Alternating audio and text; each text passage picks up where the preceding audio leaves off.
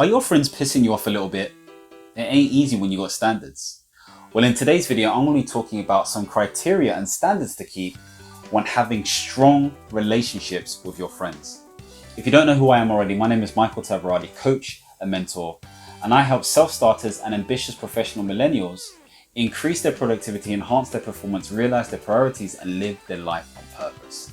Now, if this is the first time you come to my YouTube channel, make sure to subscribe and hit the notification bell. And as always, the links are in the description below. Now let's get into the video. Now let's be real. The world has been pretty difficult to live in lately. Our incomes are not rising. The world has been on fire. We've been super busy. There's always a million things to do. We're suffering from burnout. But my question to you is, does that excuse poor behavior when it comes to maintaining friendships and relationships? I mean, it hasn't been easy, but does this just expose poor behavior from the get-go? Now, if you haven't done so already, I would check out my video on emotional intelligence because I believe it supplements this video very, very well. Now let's get into the first step. The first thing to think about is proactive outreach. Now, whether you think this or not, you may be of the opinion that you have a role in your relationship. Maybe you're the person who always sort of like outreaches to your friend, or maybe you're the person who's always receiving it. But if that hasn't necessarily been addressed, and it may be a bit weird for that to be said, then how can that assumption be made? Proactive outreach is really important because what that does is that it shows that you have a concern or care potentially for that individual. Now, some people may say, well, I can still care and love for that person even if I don't outreach. Yes, of course, that is probably the case. However, as the saying goes, actions speak louder than words. And so having the ability to just check on individuals is always a nice thing to do. Because as friends, niceties, I think at least, are positive things. Now, of course, we will get into honesty and everything else. However, reaching out to your friends is a positive thing. If you've been in a situation where you're the one who's always reaching out, I beg to question, has that ever made you feel a certain way? And if so, what has it made you feel? Now, it doesn't mean that that individual's trying to cut you off, or it doesn't mean that they're trying to push you aside, but it may ensue that they may not be comfortable reaching out to you, or there's an expectation, or they are truly really busy. There are a whole host of different reasons. And so if it does bug you, maybe it's something that you pull up with your friends, if they truly are of that nature where you can speak to them about this stuff. Now, I feel like it's, and again, this is stereotyping, I feel like it's slightly different for women and for men. I mean, most men don't really care, okay? They just go about their business and they kind of just catch up with each other when they want to sort of like do something or solve something, or they're watching a football, whatever it may be. For women, however, I feel like it's more of a thing, and it does something in terms of like their, I guess not necessarily their confidence, but more so from a point of, does this person actually value me? Okay, especially when the content of the conversation is not necessarily, let's say, attractive. Because you're going to get some individuals who just want to talk about business. You're going to get some individuals who want to talk about junk and trash TV. You're going to get some people who want to talk about more deep and meaningful stuff. You're going to get some people who have conversations that are more surface level, and other people who want to really connect with those individuals. So I think it's important that in any friendship or relationship, there needs to be a level of vulnerability, there needs to be a level of trust, and there needs to be a level of rapport that gets you more into a transformational state. So proactive outreach is the first criteria. The second thing to talk about is responsiveness. So this comes down to how quickly the individual may respond, and or the quality of their response. So I kind of alluded to that in the last point. Now, of course, you can't expect people in this day and age to respond straight away. I mean, I used to be that person, and then I realized that everyone else wasn't responding this way. And so why do I feel like I have to? Because instant messaging, social media, phones, they're all a different beast, and they all have different rules and guidelines. Okay, unspoken rules and guidelines. I mean, some of this stuff may be a bit extra for most people, but for other people, they may truly understand what I'm talking about. And so sometimes those unspoken truths become an issue because they're unspoken. And so I'm trying to lift the lid and lift the light for some individuals who may be experiencing some of these issues. And so when it comes to timeliness, if someone's responding to you in a week, I'm sorry, pull them up on it, especially if there's urgency behind the communication. If it's a day, there may be reasons for that, and that's okay, that's not a problem. You just need to feel and understand where you are with that individual and that person to see what is acceptable and applicable. When it comes to quality responses, that quality is dependent upon your expectations. So, I mean, it comes back to what I was saying before. Is it just a transactional relationship where you feel like you have to keep up with the Joneses because you've been friends for such a long time, and so therefore they warrant some sort of response? Or are you giving them your all in terms of how you respond? And if you're not, are there trust issues there? Are you scared that they may do something or say something or be or feel a certain way if you go too deeply? So this is all to say that responsiveness adds to the dynamic within a friendship, because again, it follows on nicely from proactive outreach. If you reach out to someone, that shows a certain level of care to some degree. If your responsiveness has a certain level of quality, again, that shows you're invested in that relationship. And again, these are things they teach within the coaching world, but they don't describe it in this way. So think about responsiveness. The third thing is empathy.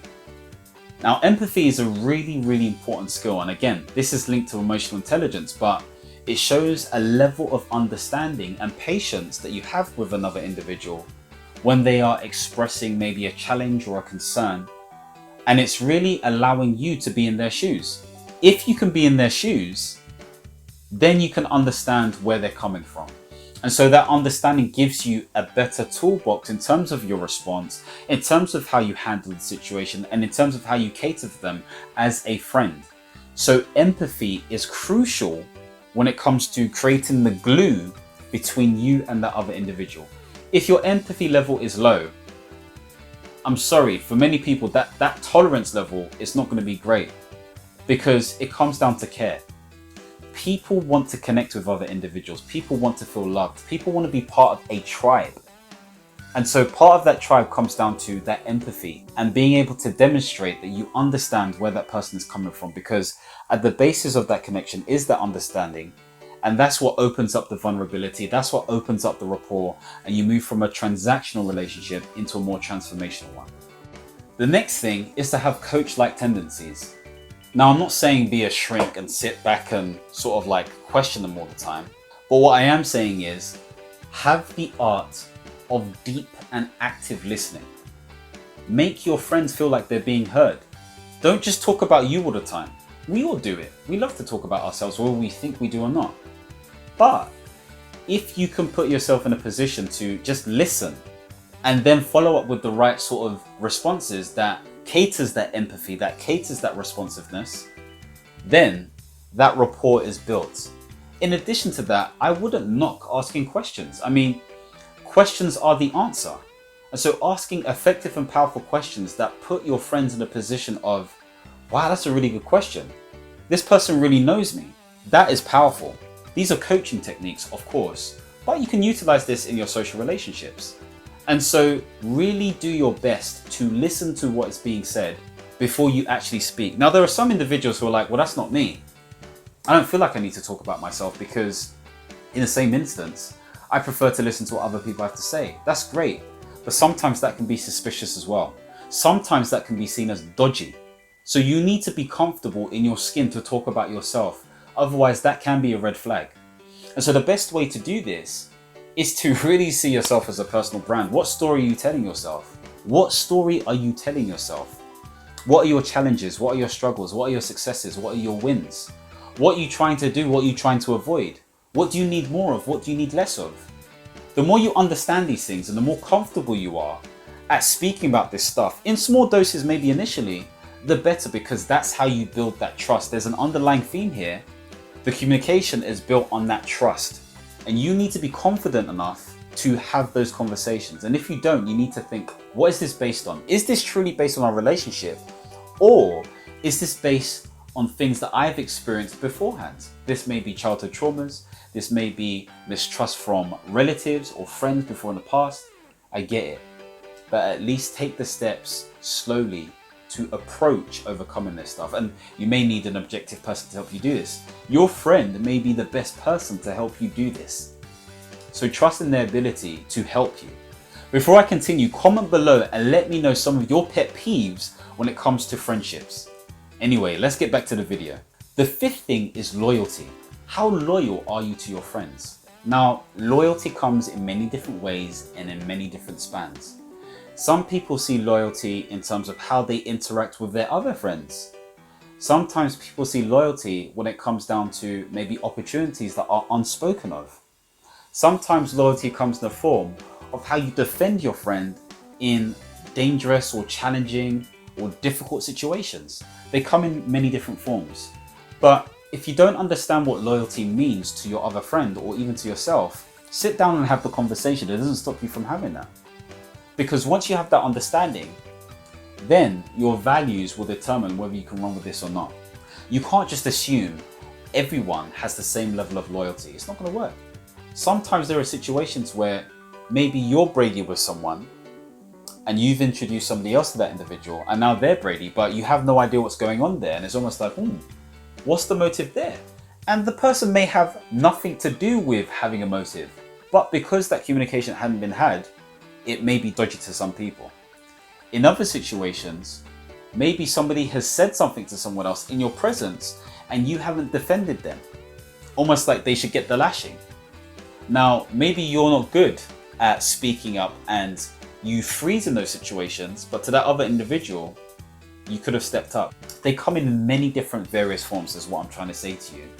And so having that discussion, basically saying, what does loyalty mean to you? Simple thing. And so it puts you in a position of strength because you're showing a willingness to be a better friend. Because this is what it's about at the end of the day. You're both on a journey. You both don't know the answers, but you'll get to a better sort of conclusion if you speak about it. So think about what loyalty means to you and the other individual and discuss it. The next thing is consistency, or some may call it integrity. How is that individual around other people? Are they the same, or do they get more excitable all of a sudden, or do they say less, or do they act a specific way? Consistency is key because you know where you stand. Now, if you know this person long enough, then you'll better understand the nuances when it comes to them maybe being around more women, or maybe being around more men, or maybe being around a specific person, or being in a specific situation, etc., etc. And some things may bug you, and some things may not bug you. But consistency is key. Check yourself. Are you being consistent as an individual when they are around or when you are around other individuals, and vice versa? Because that lack of consistency, and of course there's a range because we can't exactly be the same, but is the range beneficial, or are you okay with that specific range? Just really observe that and understand what makes them tick as an individual. Again, always comes down to communication. It's funny, as I'm looking at this camera, it looks like an android. It looks like a bot from Transformers. That is so random, but I just had to say it because it's kind of bugging me a little bit. But anyway, I'm almost done. The seventh thing is ambition. How ambitious is your friend? Now, I'm not saying they need to own the Empire State Building or, create a rocket like, what's his name? My man like Elon Musk. No, I'm not saying that. But there has to be an inner drive. There needs to be something more, because I'm sure you don't want friends who are bums. I'm sure you don't want friends who are talking about low grade stuff that are not important. I think it was Roosevelt's wife, I may be wrong, who basically said something like, and I'm going to get this completely wrong, but whatever. In fact, I'm just going to leave a quote somewhere and you can read it for yourself.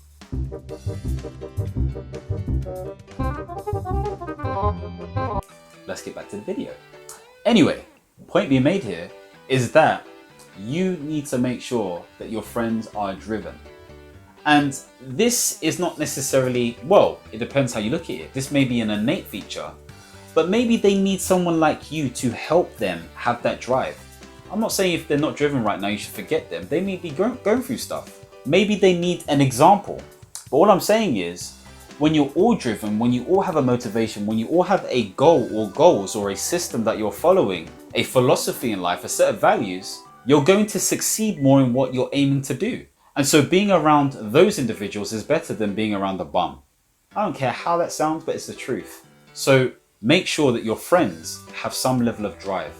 And if they're lacking it, Be their cheerleader, be their coach to help them figure out what it is that they want to do in this walk called life. The next thing is honesty. Let's be real. Some of our friends chat. It's that simple. Okay, they do. But do they chat all the time? Now, I'm saying this because if there's a level of honesty that they can't commit to for themselves, then it's unlikely that they're going to commit honesty to you. Under pressure, is it difficult for them to just be frank? I say this all the time, brutal honesty is the answer, because it exposes you to things that you should be doing and haven't been doing in order for you to navigate down a path that is more successful. And so thinking about your friends, if they're in a situation where they're always lying, that's difficult because it's breaking that trust. And you need somebody that you can rely on based on that trust. All relationships are built upon trust. So if your friend is lying to you consistently, then call them out on it. And if it continues, then you need to question whether this friendship is sensible to keep and maintain. But that, my friends, that can be emulated through the right level of leadership. So if you're not honest to yourself, then you may attract people who are also not honest as well. Now, personally, I find all of this stuff fascinating. And I used to have these sorts of conversations with friends and other people from work, etc., etc. Now, if you're looking to improve your communication skills and your leadership, then click on the link below for a breakthrough session and see how I can actually help you improve those different qualities. Now, again, you've seen a theme here, and it's all about communication. So if you want to understand how you can really improve your communication, then make sure you hit the subscribe button and hit the notification bell so you can check out that video. As always, take care, God bless, understand, reach, and expand. Peace.